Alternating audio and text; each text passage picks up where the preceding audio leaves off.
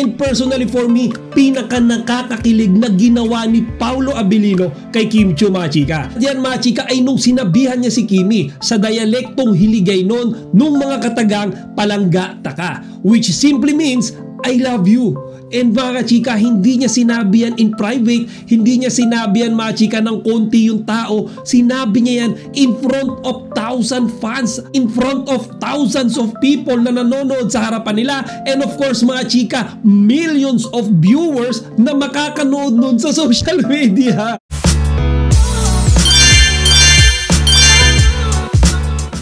Magandang araw, mga chika. Rigel po ulit, ang inyong Chika Patrol. Bago tayo magsimula, mga kakimpaw, inaanyahan ko muna kayong mag-subscribe dito sa ating munting channel para palagi kayong updated sa mga latest at nagtitrending na mga showbiz balita. So mga chika, tuloy na natin yung ating kilig na talakayan dito nga sa ginawang pagbisita ng Kim Pao sa Sinadia Festival 2024 sa Roxas City, Tarlac. Kanina nga lang, mga chika, doon sa video na in-upload ko bago ito, yun yung part 1, tinalakay natin yung naging performance ni na Kimi at ni Paolo dyan sa event na dinaluhan nila. At doon nga, mga chika, nakita natin kung paano sila dinumog at pinagkaguluhan ng mga tao, partikular na ng mga Kim Pao fans. Yung tipong kahit late na ng gabi, mga chika, and it's Sunday night, may pasok kinabukasan yung mga tao, makikita mo pa rin na full of energy sila, mga chika, habang pinapanood nga yung Kim Pao. So I suggest, kung hindi nyo pa napapanood yung video ko nung part 1, mga chika, panoorin nyo muna bago tayo tumalon dito sa part 2. So dito nga sa video na ito, tatalakayin natin, mga chika, yung mga naging sweetest ganap, di ba? And isa na nga dyan, yung nagtitrending ngayon, mga chika. And personally for me, pinaka nakakakilig na ginawa ni Paolo Abilino kay Kim Chiu, mga chika. Yan, mga chika, ay nung sinabihan niya si Kimi sa dialektong Hiligaynon nung mga katagang palangga taka, which simply means I love you. And mga chika, hindi niya sinabi yan in private, hindi niya sinabi yan, mga chika, ng konti yung tao. Sinabi niya yan in front of 1,000 fans, in front of thousands of people na nanonood sa harapan nila. And of course, mga chika, millions of viewers na makakanood nun sa social media. Iba yung dating, mga chika. Actually, mga chika, nagsimula yan nung tinanong ni Kimi si Paolo kung mayroon ba siyang alam na dialect na Hiligaynon. Ngayon si Paolo, mga chika, feeling ko, para sa akin lang to, nagkunwari siya na wala siyang alam pero feeling ko nakapag-research na siya and then nagtanong siya sa audience. Again, feeling ko, nagkukunwari siya nung time na yon. Ano daw ba yung salitang Hiligaynon na pwede niyang sabihin kay Kimi? Doon na nga, mga chika, nagsigawan yung mga fans ng salitang palangga taka. And you'll see, mga chika, doon sa reaksyon ng mukha ni Kimi, totoong kilig, mga chika. Feeling ko, hindi na bago sa kanya na sinasabihan siya ni Paolo ng I love you. Pero iba ngayon Bakit? Kasi in front of everyone yan in front of everybody, in front of all the people na kumu-question kung sila na ba talaga. Anong alam mong Bisaya na salita? Palangga taka? Ha? Ano sabi mo? Planggana ako? Anong planggana? Palangga taka. Totoo yun. Ano ba ibig sabihin nun? Kunyari ka. I love you! Hala! Sa Roxas mo talaga sinabi? So ayan, mga chika, yung pinakamalaking resibo na ibinigay sa atin ng Kim Pao na mayroon na talaga silang relasyon. Di ba? Kaya nga, mga chika, nung time na yan, nung parang nagkukunwari si Paolo na hindi niya alam yung meaning, feeling ko, mga chika, alam niya na yan Ang ibig ko sabihin, alam niya na yung meaning nung salitang palanggata ka ay mahal kita. Kaso, mga chika, talagang humahanap lang siya ng perfect timing para sabihin yon. Kumbaga, kilala naman natin si Paolo, mga chika, may pagkatorpe, may pagkamahiyain. Kaya, mga chika, nung ipinasok niya yung salitang iyon, halos himatayin na sa kilig ang lahat ng mga Kim Pao fans na naroroon sa venue, pati yung mga nanonood ng live. And ako rin, mga chika, actually yun nga sinasabi ko, na talagang hindi ako makatulog kagabi. Iniisip ko na si Papi Paolo ba talaga yun? Diba? Kumbaga, si Paolo Abilino nagsasabi ng I love you in public. Feeling ko kay Kimi niya lang ginawa yan kasi mga previous relationships niya, mga chika, very private And here's Kimi, sinasabihan niya ng salitang I love you na tila ba ipinaalam niya sa buong mundo, mga chika. Kaya nga yung sagot ni Kimi dyan, mga chika, di ba? Talagang sinasabi mo yung word na yan dito sa Roxas City. Di ba, mga chika, parang tinimingan talaga ni Paolo, kagaya nga na sinabi ko kanina. Feeling ko nag-research na siya kung ano meaning ng word na I love you. At plano niya na talagang sabihin yan kay Kimi during their performance dyan sa Sinadia Festival. To be honest mga kachika, kanina nga lang sa 8 Showtime ay inasar pa si Kimi nung kanyang mga fellow 8 Showtime host tungkol nga doon sa salitang palanggata ka. So meron palang group chat etong mga 8 Showtime host. At dito nga mga kachika binanggit nila. Particularly etong si Teddy tsaka yung bestie ni Kimi na si Darren. Ito ang napaka-popular na word ngayon na palanggata ka mga chika. At yung reaction niya ni Kimi, puro palusot pero hindi niya nagawang mag-deny. At yan mga chika ay dahil totoo naman kasi yan Ano ba tawagan? Merong may nagsabi ng something. Oo, kasi nito si Darren. Napadala pa sa group chat. Palanggata. Ano sabi? Palanggata. Palanggata ka. Maglalaba kasi siya, kaya sabi niya planggana.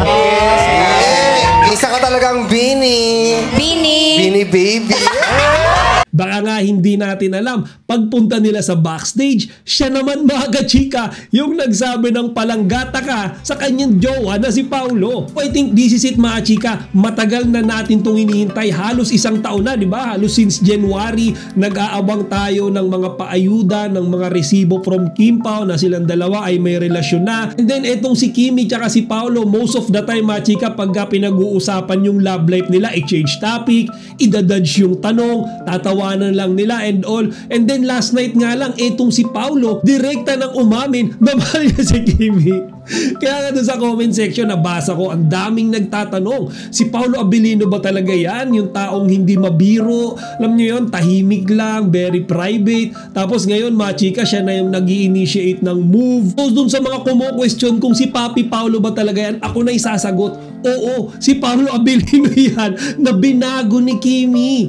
Diba? Si Paulo na nagawang magbago, in-adjust niya yung ugali niya. From being an introvert, ngayon unti-unti na siyang nagiging extrovert. And thanks to Kimi mga chika, mas madalas na nating nakikita si Paulo ngayon na nakangiti. Diba? Sa mga picture, lagi siyang, alam niyo, nakabungis-ngis. Yung ngipin niya nga mga chika, binibilang ng mga netizens sa mga comment section kapag nakangiti siya. Eh dati nga mga chika, yung mga pictures niya, diba, lagi nakasimangot, kasama yung mga dati niyang ka-relationship na babae. Kapag ka napipicturean sila si Paulo mga chika, ang lungkot-lungkot lagi ng muka. Samantala ngayon, lagi na siyang nakangiti, nakasmile, and nagbibiro pa. And actually, speaking of nagbibiro mga chika, alam nyo ba na doon sa last part ng event na yan, bago magpaalam ang Kim Pao, nagawa pang mag-joke ni Papi Paulo mga chika, na ayon nga kay Kimi first time siyang biniro ni Paulo Abilino. And again mga chika, ginawa yan ni Paulo hindi nung silang dalawa lang magkasama, hindi nung mga friends lang nila yung mga kasama nila, but in front of everybody, in front of the eyes all over the world mga chika. And for me yung joke niya is napakaikli, napakasimple, pero napakalalim ng kahulugan mga chika. Ngayon ang ginawa niya kasi dyan pinapikit niya si Kimi. And then nung pagpikit ni Kimi, bigla siyang nagtago sa likod mga chika. I think sa backstage, tumakbo siya sa gilid. Tapos pagdilat ni Kimi mga chika, syempre nawala na siya. And then suddenly bumalik si Paulo. At etong si Kimi naman mga chika, isang beses na nga lang nagbiro yung tao. Aba binunot niya pa mga chika. Kasi nag-request siya sa mga audience na palakpakan daw si Paulo mga chika doon sa joke niya. Nawala talaga siya! Disappear! Wala! Uy, nag-joke siya. First time yung patawanan ko! Wala pa kayo naman kasama niya. Bago yun! Hindi siya nag-joke. Oh my gosh! Palagpakan po natin! Ba't si Mayor naka-Kim Chu? Yes, syempre. And I think mga chika, ito sinasabi ko kanina, di ba? Itong joke ni Paulo na yan, yung bigla siyang nawala, bigla siyang nagtago, very simple yet meaningful. Kasi mga chika, parang in some way, ipinromote niya yung kanilang movie.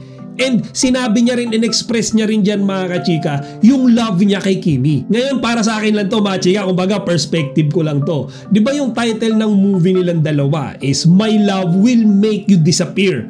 Ngayon mga chika, etong si Paulo, pinapikit niya si Kimi, and then suddenly mga chika, bigla siyang nawala, bigla siyang nag-disappear, na tila ba gusto niyang iparating mga chika, na yung love ni Kimi yung dahilan kaya siya biglang nawala sa tabi ni Kimi. Di ba mga chika, hindi ko alam kung coincidence lang to Kasi 'di ba sa dami-dami nung joke na pwedeng gawin ni Paulo, yung talagang parang connected sa movie nila eh. 'Di ba? Kumaga pumikit si Kimi tapos bigla siyang nawala, nag-disappear. Ngayon mga chika, hindi ko alam kung ano opinion nyo dyan, but kung sa tingin nyo may ibang ibig sabihin yan, please feel free to put it here in the comment section. So to wrap up nga mga chika, sobrang nag-enjoy tayo dyan sa event na yan kagabi, and for me, ito yung pinakamalaki, pinaka nakakakilig, kumbaga greatest paayuda na ibinigay sa atin ng Kim Pao. Tatandaan natin tong lugar na to mga chika, and yung event na yan, Sinadia Festival 2024, dyan sa Roja City sa Capiz. Dyan umamin si Papi Paulo nung nararamdaman niya in public kay Kim Chiu. O siya mga chika, hanggang dito na lang muna. So kung dati ang lagi nating sinasabi, Kim Pao lang ang malakas, mga chika, baguhin natin yan. Kasi ngayon, Kim Pao lang ang pinaka malakas. Chika Patrol, signing out!